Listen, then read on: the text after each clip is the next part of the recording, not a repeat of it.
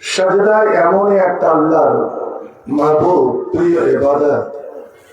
মানুষ যখন এই পেশানি এই কপালটা মাটিতে রেখে দেয়, সে মসজিদ হোক ফাঁকা মাঠ হোক, এই কপালটা রাখা মাত্র আল্লাহ রাব্বুল আলামিন সঙ্গে সঙ্গে জাহান্নামের আগুন হারাম করে দেয়। এখন হাজরাতে আবু হুরায়রা নামাজ পড়ছেন, জায়গাটা একটু ধুলো বালি আছে, তো বারবার এইভাবে ঝাড়ছেন যেন আমার কপালে আমার চেহারাতে ধুলো বালি না লেগে যায়। নবী বললেন, তাররেব ওয়াজহাকা, তাররেব ওয়াজহাকা। আরে এই সাজদার বালু, এই সাজদার মাটি, এই নামাজের ধুলো বালি তোমার মুখমণ্ডলে তোমার চেহারাতে লাগিয়ে দাও। এই এমনই একটা পাওয়ারফুল, এমন একটা শক্তিশালী ফায়ার প্রুফ, এমনই ঔষধ যে জাহান্নামের আগুন স্পর্শ করতে পারবে না। দুটো জিনিস এক জায়গায় জমা হবে না। লায়াজতামে আনে, সেই আনে লায়াজতামে আনে, দুটো জিনিস কোনদিন, নবী বলছেন কোনদিন এক জায়গায় জমা হবে না। গুবারুন ফি সাবিলিল্লাহি ওয়া দুখানুন নার, আল্লাহর রাস্তার ধুলোবালি এবং জাহান্নামের আগুন। আপনি আল্লাহর পথে হেঁটে আসবেন, আল্লাহর পথে আল্লাহর জন্য ইবাদত করতে যাবেন, ইবাদতের জায়গায় বসতে যাবেন, আর ওই ধুলোবালি লাগবে, আর ওই ধুলোবালি লাগার শরীর আল্লাহ জাহান্নামের আগুনে স্পর্শ করাবে? কখনো না।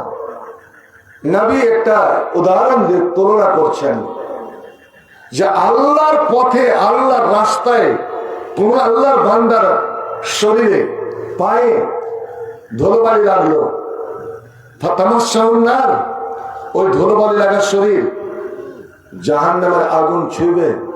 অসম্ভব। হাত্তা ইয়াউদাল লাবানু ফি যারইহা, যতক্ষণ পর্যন্ত দোহা দুধ, গাভীর দুধ দুয়ে নিলেন, ওই দোহা দুধ আবার যদি গোয়ালাকে বলেন যে তুমি আমার গায়ের থানে ঘুরিয়ে দাও, থানে ভরে দাও, এটা কি সম্ভব? এটা কি মুমকিন? বালাগাতের কায়দায় একে বলে তাশবিহুল মুহাল বিল মুহাল, একটা অসম্ভবকে অসম্ভবের সঙ্গে তুলনা দেওয়া। অর্থাৎ দোহা দুধ যেমন থানে ফিরিয়ে দেওয়া অসম্ভব, আল্লাহর পথের ধুলোবালি লাগার শরীর জাহান্নামের আগুন স্পর্শ করাও অসম্ভব। একবার আলহামদুলিল্লাহ বলা যাবে না? তবে বলুন, আজকাল সব ডিজিটাল যুগ হয়ে গেছে, দুনিয়ার সব কাম করছে, সাইকেল চালিয়ে বেড়াচ্ছে, জোড়া গাছে গিয়ে মাছ কিনে আনতে পারছে, এখন গিয়ে আইল কপাতে পারবে, আবার নামাজের টাইমে সারা চেয়ারে বসে নামাজ পড়ছে। কয়েছে কেন? কয়েছে মাঞ্জা কুকড়া হয় না। আবে তোর মাঞ্জা কুকড়া হয় না তো তুই আইল কি করে কোপাচ্ছিলি? সাইকেল কি করে চালালি? এত বড় বাহানাবাজি। জানি না, আমি ফতোয়াতে যাচ্ছি না, চেয়ারে নামাজ। আল্লাহ নবীও অসুস্থ ছিলেন, আল্লাহ নবীতে 1 মাস ধরে পা জমাই করতে পারেননি, ওর থেকে পড়ে গিয়েছিলেন, আর বাম পায়ে এই জানটা মচকে গিয়েছিল, যার জন্য নবী পা এইভাবে বিছিয়ে নামাজ পড়েছেন, যে দমাতে পারেনি। কিন্তু এটা আজ পর্যন্ত আমি এত খোঁজাখুঁজি করলাম যে সাহাবায়ে কেরামেরাও দীর্ঘদিন অসুখ পড়ে থেকেছেন। আল্লাহ নবী তো মারজুল মতে, বিদায়ী অসুখ, 13 দিন ধরে যে তিনি অসুখে পড়ে রইলেন, তার মধ্যে 17 ওয়াক্তের নামাজ। 17 ওয়াক্তের নামাজ কয়দিন হবে জি ভাই? দিন রাতে 5 ওয়াক্তের নামাজ, তাহলে 5 ওয়াক্ত 5 ওয়াক্ত 5 ওয়াক্ত, 3 দিন 3 রাত, আর 1 রাতের শেষ নামাজ। আল্লাহ নবীর জীবনের প্রথম নামাজ ছিল ফজর, আর জীবনের শেষ নামাজও ছিল ফজর। জিবরিলের সঙ্গে ফজর আরম্ভ করেছিলেন, আর ফজরের জামাত দেখে তিনি মারা গেলেন। এই 17 ওয়াক্তের নামাজ নবী মসজিদে যেতে পারেননি, জামাতে আদায় করতে পারেননি। বিছানায় হযরত আয়েশার বুকে মাথা রেখে ওই অবস্থাতে ইশারায় ইশারায় নামাজ পড়েছেন। কিন্তু আম্মা জান আয়েশা বা নবীর অন্যান্য বিবিরা নবীকে এটা বললেন না যে হুজুর আপনাকে চেয়ারে বসিয়ে দিই, চেয়ারে বসে নামাজটা পড়ে নেন। নবী চেয়ারে বসলেন না, বরঞ্চ কেউ যদি বসে বসে নামাজ পড়ে হতে পারছে না, সিজদা যেতে পারবে না, করেছে কি সামনে একটা ছোট্ট টুল রেখে দিয়েছে, টুলের উপরে একটা বালিশ রেখে দিয়েছে, ওই বালিশের সিজদা করে নামাজ হবে। আপনি ইশারাতে রুকু করেন, ইশারাতে সাজদা করেন, অত কষ্ট করার কোনো দরকার নাই। তো আমি বলছিলাম ভাই বেয়াদবি মাফ করবেন, এটা যেন ইসলামী সভা কোরআন হাদিসের মাহফিল যেন মনে হয় না, এটা আমাকে রাজনৈতিক সভা মনে হচ্ছে। যেমন এমএলএ এমপিরা পঞ্চায়েতের মিটিং হয়, মানুষ এদিকে ওদিকে ছড়িয়ে ছিঁড়ে চেয়ারে কুর্সিতে বসলো, এই যে আপনারা এটা বিছিয়েছেন একটু সামনে, ইমামের পিছন থেকে কাতার হবে, ইমামের পিছন থেকে কাতার হবে, এটাই তো নামাজের নিয়ম।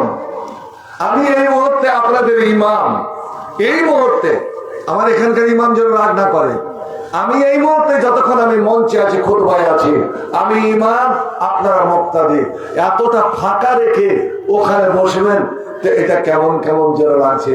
এই নামাজটা ইবাদতটা হবে কি?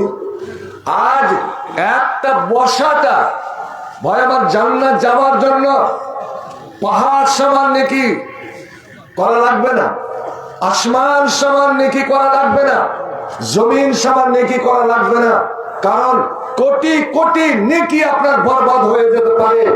আপনার জান্নাত যাওয়ার জন্য সামান্য একটা ছোট্ট নেকি আপনাকে জান্নাতে নিয়ে চলে যাবে। যেই কোনো আমল করেন, যেই কোনো নেকির কাজ করেন, ইখলাসের সহিত আল্লাহর জন্য। ইমাম নাসাঈ রাহমাতুল্লাহ আলাইহি একটা হাদিস আনছেন, হাদিস সহিহ, ইন্নামা ইয়াতাকাব্বালুল্লাহু মিনাল আমালি মা কানা খালিসান লাহু উবতুগিয়া বিহি ওয়াজহুল্লাহ। আল্লাহ রাব্বুল আলামিন মানুষের ওই আমলটাই কবুল করেন যে আমলটা একমাত্র আল্লাহর জন্য মানুষ করেন। এই যে রোজাটা এত মাহবুব কেন? নামাজ টামাজ অন্যান্য জিনিস মানুষ দেখারও করা যায়, কিন্তু রোজা মানুষ দেখারও হবে না, একমাত্র আল্লাহর জন্য। এই জন্য আল্লাহ নিজের হাতে বদলা দিবেন। এবার আলহামদুলিল্লাহ পড়েন তো, চলে আসছে রমজান। ওয়াবতুগিয়া বিহি ওয়াজহুল্লাহ, আর ওই কাজটার মাধ্যমে আপনি আল্লাহকে রাজি, আল্লাহকে সন্তুষ্ট করতে চাইলেন, বাস। আল্লাহ নবী একদিন বাড়ি আসছেন, তো হযরতে হাফসা কি উম্মে হাবিবার পাশে একটা মেয়ে ছেলে বসে গল্প করছে। নবী জিজ্ঞেস করে মেয়েটা কে? তো কে না বলে, উত্তর না দিয়ে হযরতে হাফসা ইয়া উম্মে হাবিবা রাদিয়াল্লাহু তাআলা আনহা মেয়েটার গুণাগুণ বয়ান করতে লেগেছেন। হুজুর, এই মেয়েটা, এটা ইসমাইলের বউ, অত্যন্ত পরেজগার, দিনদার, আল্লাহরে আল্লাহ ফরজ নামাজ তো আছে, সুন্নাত, নফল, মুস্তাহাব্বা, তাহাজ্জুদ কোনদিন ছুটে না, রাত জেগে জেগে নামাজ পড়ে, নফল ইবাদত খুব করে। আল্লাহ নবী বলছেন, ও একদিন 5 কাপড়া গায়ে আর একদিন শরীরে বাতাস খায়, মানে রাত জেগে গেলেন। দেখবেন কতগুলো এই রমজান মাসে লাইলাতুল কাদর জেগে গেলেন, সারা রাত জাগলেন। এই রাত জাগাটা আজকাল একটা অভিয়াতে পরিণত হয়ে গেছে। একদম গ্যাস ট্যাস নিয়ে গিয়ে হই হুল্লোড় করে সাবে কাদার পালন করছে, এও একটা বেদাত। আহলে হাদিস তোমার বেদাত থেকে বেঁচে থাকো। নিরালা নিরিবিলি নির্জনে একমাত্র আল্লাহর জন্য ইবাদত হবে। একদম দলবদ্ধ হয়ে মসজিদকে দখল করে এই রাত জাগা কেমন? আর রাত জেগে গেলেন আর সেহরি খেয়ে ঘুমালেন। তাল্লার আল্লাহ কোথায় ফজর, কোথায় জোহর, কোথায় আসর, গোসল সেনানো ভুলে গেল। চিন্তা করেন তো, একটা সুন্নাত, একটা নফল আমল করতে গিয়ে কতটি খরচ ত্যাগ করলেন। নবী আমার বললেন ওই আমল আল্লাহর পছন্দ নয়। ইন্না আব্বাল আমালে, আল্লাহর নিকটে সবচেয়ে প্রিয় আমল ওটাই মা দিমা আলাই, যে আমলের উপরে আমলকারী চিরস্থায়ী আমল করতে পারবে। চিরদিন একটা ছোট্টই আমল করেন যে আমি শোয়ার সময় আমি উজু করে ঘুমাবো, আর বিছানায় বসে যখন ঘুমাতে যাব বিছানায় বসে সূরা ইখলাস, সূরা নাস, সূরা ফালাক, আমি এই 3টা সূরা পড়ে আমি শুইব। আপনি এই আমলটাই করেন তো। আমি উজু করে বিছানায় বসে আমি 33 বার সুবহানাল্লাহ, 33 বার আলহামদুলিল্লাহ, 34 বার আল্লাহু আকবার, যেটা আল্লাহর নবী তার মেয়ে ফাতেমাকে শিখিয়ে দিয়েছিলেন, এই আমলটাই করে শুইব। এটা যদি আপনার চিরদিনের আমল হয়, যেমন হযরত আলী বলছেন যে বিবাহ রাত্রিতে নবী যে শিখালেন, নবী যে আমাদের 2 স্বামী স্ত্রীকে ফাতেমাকে আমাকে শিখিয়ে দিলেন, তখন আমার বয়স মাত্র 22, এখন বয়স আমার 63 হয়ে গেল। তো তখন থেকে নিয়ে শুরু করেছি, কোনদিন আমি এই আমল ছাড়িনি। কত যুদ্ধ, কত কি ব্যস্ততার মধ্যেও একজন জিজ্ঞেস করছেন যে হযরতে মাদিয়ার সঙ্গে যে আপনি সিফফিনের মাঠে 90টা যুদ্ধ করেছিলেন, ওই যুদ্ধের রাত্রিতেও আপনি আমলটা করতেন? তো হযরত আলী বলছেন ওমা তারাকতু ওয়ালা লাইলাতা সিফফিন, সিফফিনের রাত্রিতেও আমি আমলটা ছাড়িনি। আমল তো আলহামদুলিল্লাহ, আপনারা যারাকে আল্লাহ পছন্দ করেন, যারাকে আল্লাহ ভালোবেসেছেন, আল্লাহ আপনারা বসে গেছেন। এখন দেখেন তো সবার মর্যাদাটা, আজকের এই বসাটার মাধ্যমে যেন আপনি জান্নাত পান, আল্লাহ যেন এই বসাটাকে কবুল করেন, এটা আমি আল্লাহর কাছে দোয়া করবো। ইন্নাল হামদাল, তার অবশ্যই বলে দিই, যার আরম্ভ ভালো তার শেষ ভালো হয়।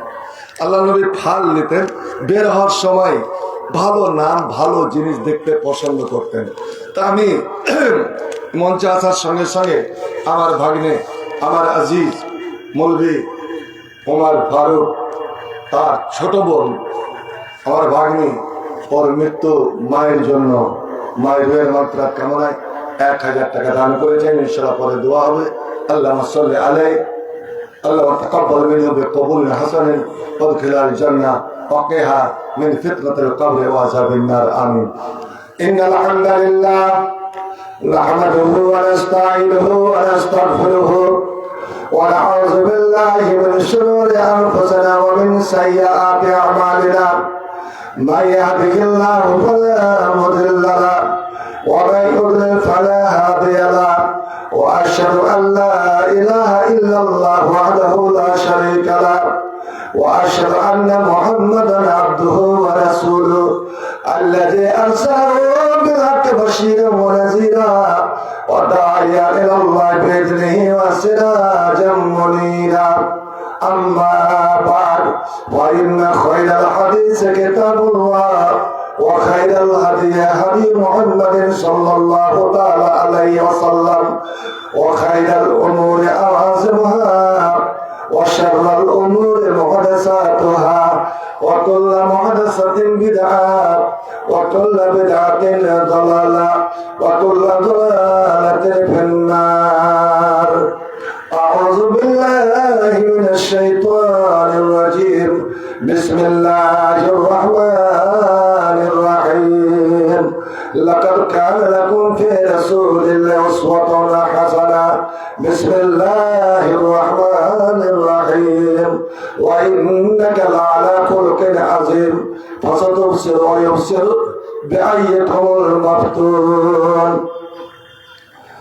إن الله وملائكته يصلون على النبي يا أيها الذين آمنوا صلوا عليه وسلموا تسليما اللهم صل على محمد وعلى آل محمد كما صليت على إبراهيم وعلى آل إبراهيم إنك حميد مجيد اللهم بارك على محمد وعلى آل محمد كما باركت على إبراهيم وعلى آل إبراهيم إنك حميد مجيد رب اشرح لي صدري ويسر لي امري واحلل عقدة من لساني يفقهوا قولي رب زدني علما رب زدني علما رب زدني علما সবার সেরা সৃষ্টি যে জন মুহাম্মদ তার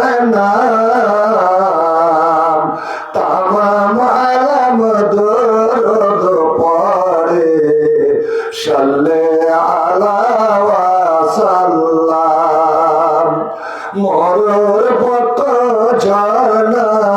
জনধারায় ভরিয়ে দিলেন কেসে কে আধার দ্বারাই আলোর নদী ছড়িয়ে দিলেন কেসে কে মানবতার গান গেয়ে কে জড়িয়ে দিলেন প্রাণ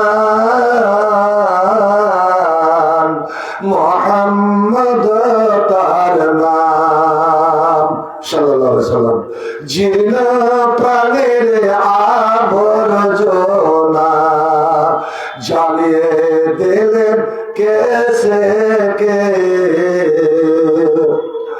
প্রাণ দিয়ে সব প্রাণ গুলোকে ভুলিয়ে গেলেন কেসে কে বেলালকে প্রাণে প্রাণে তাওহীদ ভরা জান মুহাম্মদ তার নাম ইয়াতিম দুঃখী বাসলেন ভালো চোখ মুছালেন কেসে কে আধার ধরায় আমির ফকির নাই বেদাবে গাইলেন বলো কেসে কে জয় করিলেন বিশ্বকে কে দিয়ে প্রাণের দাম মুহাম্মদ তার নাম সবার সেরা সৃষ্টি যে জন মুহাম্মদ তার নাম তামাম আলম দরুদ পড়ে সাল্লাল্লাহু আলাইহি ওয়াসাল্লাম জনাব সভাপতি সাহেব উলামায়ে কেরাম মাশায়েখে ইজম পাক মজলিসে সমাবেত সকল মুসলিম সমাজ সবার আনাচে কানাচে ও পর্দার আড়ালে বসে থাকা আমার মা ও বোনেরা মহান আল্লাহ রাব্বুল আলামিনের দরবারে লাখ জানা লাখ করে শুকরিয়া প্রশংসা যে মহান আল্লাহ রাব্বুল আলামিন আপনাদেরকে এই কদমতলী গ্রামবাসীকে মেলাবিহীন জলসা আয়োজিত করার